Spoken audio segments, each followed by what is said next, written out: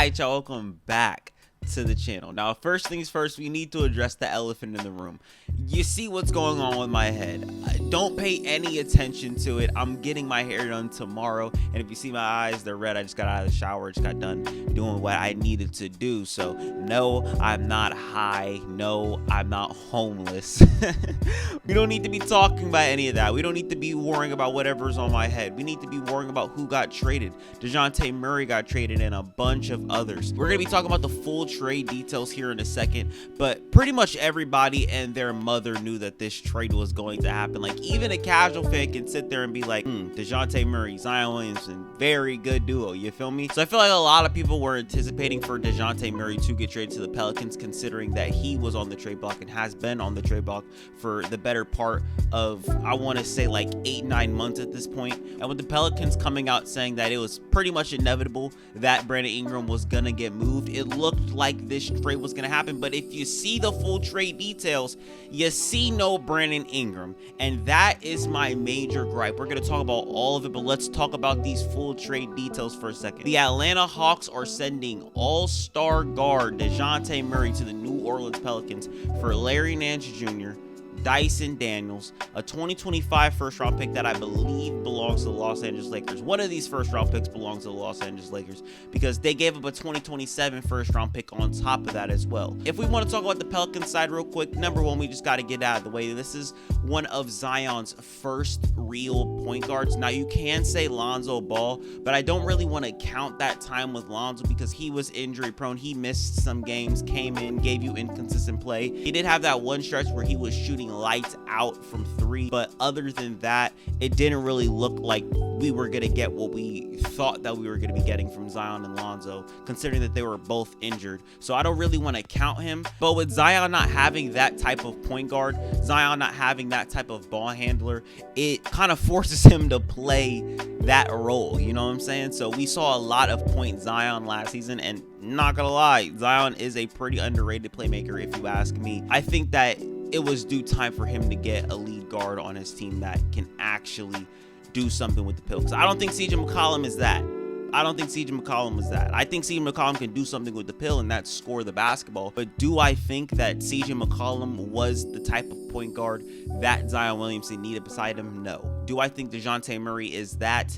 Absolutely. And along with what Dejounte Murray provides, the defensive side of the basketball is what I'm really honing in on right now. Because if I can go and check, I would not be surprised if the Pelicans were a top 10 defense last year, let alone top 5. The Pelicans were right outside that top 5 range when it comes to defensive rating. They were 6th with a 112, roughly around that range, defensive rating on the season. And adding Dejounte Murray to that just makes that defense even better, because what Dejounte Murray provides on that end, he wasn't really showing you at Atlanta, but he was able to show you that in San Antonio. I think a lot of people believe that Dejounte Murray is just some negative defender, and I really do believe that is because he's playing with other negative defenders. But now that you put him on a team that has a Herb Jones who's going to get into the defensive stands, and he's not going to be asked to be the, number one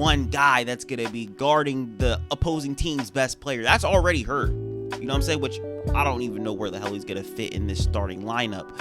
That's kind of crazy, but we're going to talk about their depth later. I think with what Dejounte Murray provides all around on the basketball, you're not asking him to be the number one scorer. You're not asking him to be the number one defender. You're not asking him to do the things that he was doing in Atlanta. The only thing that you're asking him to do is be the lead guard and do what you do best on the basketball floor. He doesn't have these high expectations like he did in San Antonio. He gets traded for first-round picks galore, and Danilo Gallinari going to Atlanta looking to be that second ball handler next to Trae Young. You're not asking for this. But in my mind, seeing a guy like Jrue Holiday going from the scenario that he was in Milwaukee, it kind of reminds me of the same exact thing. You're putting a guy in a spot where he can flourish, not as a number 2 2 guy on offense, not even as a number 1 guy on defense, or even the number 1 guy on the perimeter where he's going to be. I think this is a very good spot for Dejounte Murray, and I think that we're going to see his best basketball. Not maybe his best stats, but his best basketball be played in New Orleans, and I am anticipating that. As for the team as a whole, number 1, you didn't give up Brandon Ingram. That right there is surprising. I can't lie, because I was, for lack of a better term, anticipating Brandon Ingram getting traded for Dejounte Murray. But the fact that the Pelicans were able to get this trade done without giving up Dejounte Murray, knowing that you're still needing to trade him, I think that right there kind of shows who wins the trade in my eyes. And I don't know what type of deals and what type of offers the Atlanta Hawks were getting during the trade deadline for Dejounte Murray, but do you think that you would have been able to get something better than Larry Nance Jr., Dyson Daniels, and 2 firsts?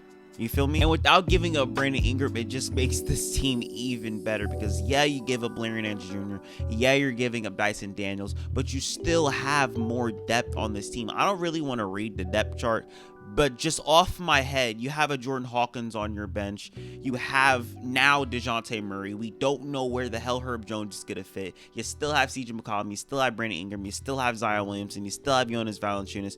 You have pieces on this team. Yeah, I didn't even mention Jose Alvarado. My brain completely snoozed on him.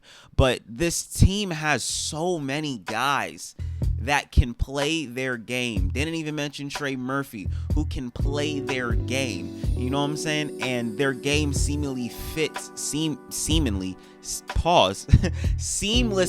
fits on this basketball team. We're keeping all that in, by the way. But I want to shift my focus over to the Atlanta Hawks, who are making moves that make me believe that they might give up Trae Young. Now, I don't know how true this is, but I've always been free Trae Young, and I feel like I've been free Trae Young all season long, so we're going to throw the hashtag right here. Not getting Brandon Ingram in this deal makes me believe that you're taking a step back. Now, I understand that you already have Trae Young, you already have a Jalen Johnson, you need to get rid of Clint Capella. I have heard rumblings that DeAndre Hunter's on the trade block as well. Hell, maybe you even want to trade Bogdan Bogdanovic. Maybe you want to trade him, but damn, there's something in my eye. What the fuck? Hold on.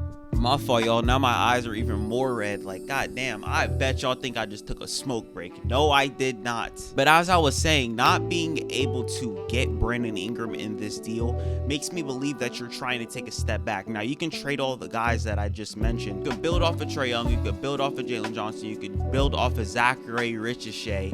I think I said his name right. Building off of all those guys and finding yourself in the playoffs could possibly be a thing. And if you want that to be your stepping stone, I think that can be the case. But do I think that it's going to be enough to beat the teams in the East? I don't believe so. So not getting a guy like Brandon Ingram's caliber back in a trade that included Dejounte Murray, one of your biggest pieces, it's making me believe that you're going in other directions. But honestly, if I had to give a grade for both sides, I'd probably give the New Orleans Pelicans a smooth B in this trade. I'm gonna be a little bit more generous.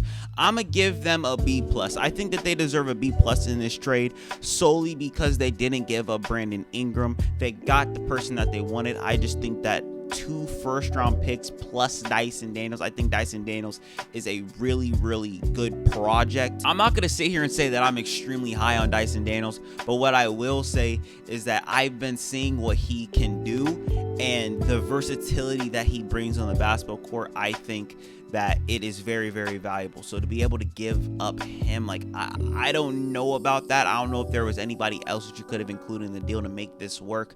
But giving up the guys that you gave up without giving up Brandon Ingram, I like it, so I'll give him a B.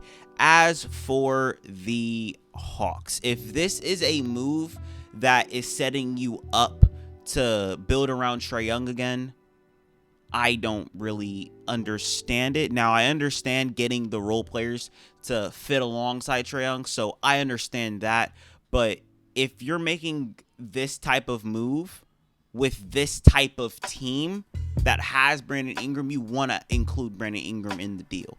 You know what I'm saying? However, if you are trying to move off of Trae Young, which I'm starting to kind of think with the Dyson Daniels pick, young player, 2 first-round picks, draft capital, it's like, it looks like you're going in a different direction. So if you are going in a different direction, I can look at this trade differently.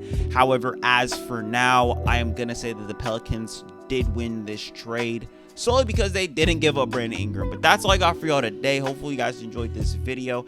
I am going to be talking about everything that happened before this trade. Trust me, we're talking about the draft. We are going to be talking about the Mikal Bridges trade. We can even be talking about the Josh Giddey and Alex Caruso trade. It's all going to be jam-packed in this next video that I'm going to drop. You'll probably see it around Sunday night, even maybe Monday.